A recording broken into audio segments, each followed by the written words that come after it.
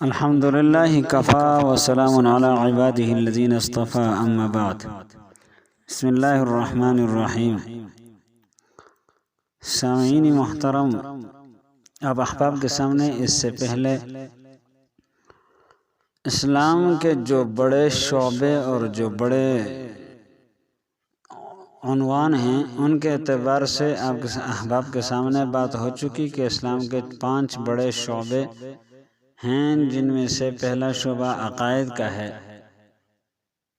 پھر اس کے متعلق اب احباب کے سامنے یہ عرض ہو چکا کہ عقائد میں سب سے پہلے بنیادی چیز ایمان اللہ کی ذات عالیہ پر ہے، کہ آمنت باللہ میں ایمان لایا اللہ پر۔ تو اس پر ہم نے ایمانی مفصل کا ترجمہ اب احباب کے سامنے ذکر کرتے ہوئے ہم نے یہ بات عرض کی تھی کہ سب سے پہلی چیز جو ہے وہ یہ ہے کہ میں آمنت باللہ میں ایمان لایا اللہ پر، اس پر بات ہو گئی۔ پھر میں ایمان لایا فرشتوں پر و ملائکتہ، اس پر بھی بات ہو گئی۔ اب آج آپ احباب کے سامنے یہ عرض ہے کہ میں ایمان لایا اللہ کے پیغمبروں پر، آمنت باللہ و ملائکتہ و کتبہ و رسلہ، میں اللہ کے رسولوں پر ایمان لایا۔ تو ہم نے کتبہ کو بعد میں کر دیا ہے اور رسولہ کو تھوڑی سی وضاحت میں پہلے کر دیا، اس لیے کہ رسول کو ہم جان لیں گے تو کتابوں کو بھی جان لیں گے۔ اس لیے میرے بھائیو عرض یہ ہے کہ رسول کس کو کہتے ہیں، تو اس کی وضاحت میں عرض یہ ہے کہ ویسے یہ لفظ رسول عربی کا لفظ ہے اور اس کا معنی ہے پیغام یا خط لے جانے والا، قاصد، نامہ پر، الچی، سفیر، یہ عربی میں اس کو کہا جاتا ہے۔ اور اصل میں اصطلاحی معنی جو اس کا سمجھنا ہے وہ یہ ہے کہ رسول اسلام کی اصطلاح میں، اسلامی اصطلاح کے اندر رسول کا معنی یہ ہے کہ اللہ کی طرف سے بھیجے گئے ایسے پیغمبروں کے لیے استعمال ہوتا ہے یہ لفظ جن پر کتاب نازل ہوئی ہو، جن کو نئی شریعت ملی ہو، اس کو رسول کہتے ہیں۔ اب ایک لفظ رسول ہے اور ایک نبی ہے، اس میں ایک باریک سا فرق ہے، وہ بھی ہمیں جان لینا چاہیے۔ لیکن اس سے پہلے ایک بات اور عرض ہے کہ اسلامی عقائد میں ہے کہ حضرت آدم علیہ السلام سے لے کر خاتم الانبیاء سرور کائنات حضرت محمد رسول اللہ صلی اللہ علیہ وسلم تک تمام انبیاء و رسول کی نبوت و رسالت کو برحق ماننا، بس یہ ایمان کا حصہ ہے۔ تمام انبیاء حضرت آدم علیہ السلام سے لے کر محمد رسول اللہ صلی اللہ علیہ وسلم تک جتنے بھی پیغمبر اور جتنے بھی رسول آئے ہیں،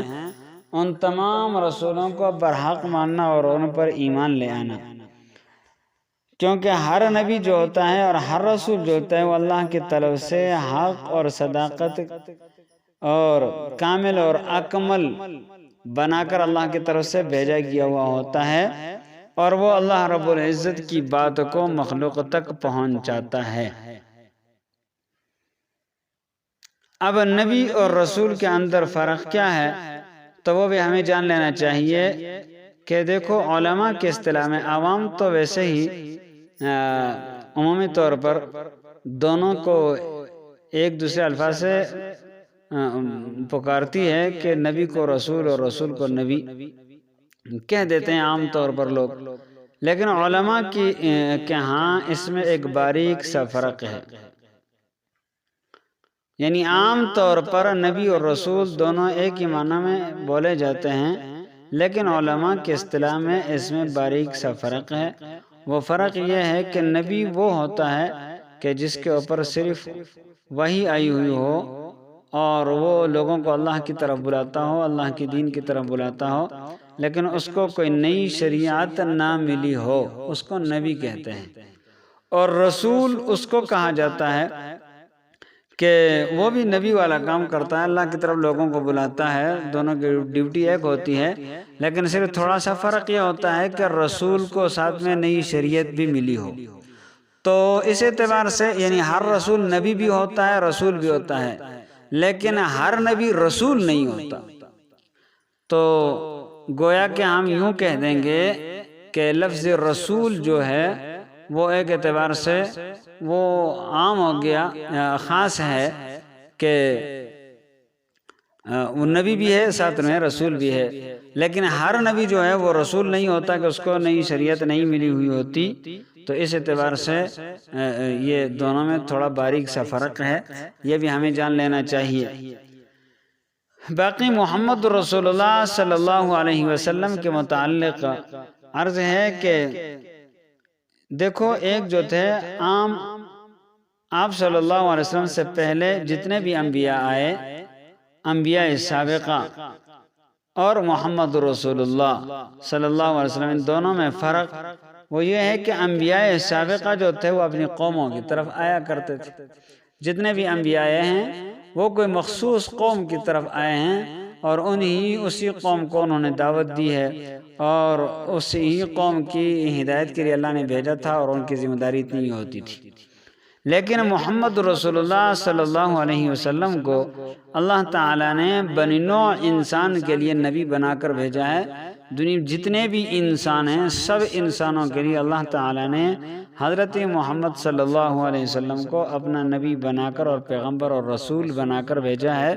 جیسا کہ قرآن میں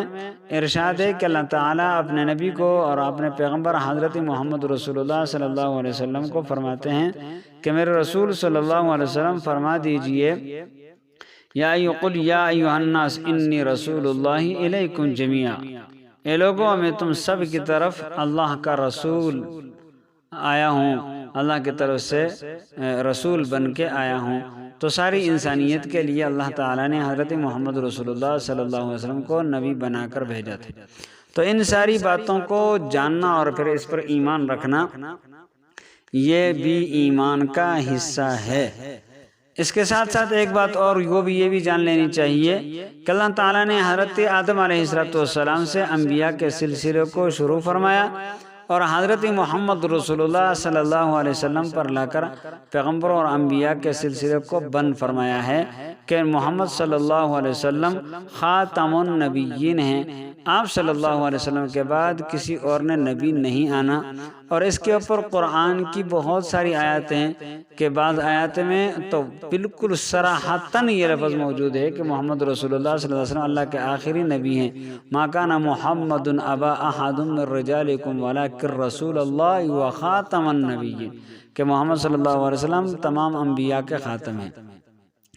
اور اس سے ہٹ کے 100 تک آیات کی تعداد پہنچ جاتی ہے، 100 کے لگ بھگ آیتیں ہیں اس بات پر کہ حضرت محمد صلی اللہ علیہ وسلم اللہ کے آخری نبی اور آخری رسول ہیں۔ اور بہت ساری احادیث متواترہ کے اندر بھی اور اس سے ہٹ کے دوسری احادیث کے اندر بھی آپ صلی اللہ علیہ وسلم کا خاتم النبیین ہونا معلوم ہوتا ہے کہ آپ صلی اللہ علیہ وسلم اللہ کے آخری نبی ہیں۔ اس کے بعد کسی اور نے پیغمبر نہیں آنا ہے،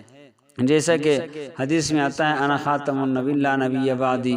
کہ میں سب سے آخری پیغمبر ہوں، میرے بعد کسی اور نبی نے نہیں آنا۔ ایک اور حدیث میں آتا ہے کہ قیامت تک اللہ تعالیٰ کچھ دجال اور کذاب قسم کے لوگ آئیں گے، 30 تک ان کی تعداد پہنچے گی کہ وہ نبوت کا اور پیغمبری کا دعویٰ کریں گے، لیکن وہ سب جھوٹے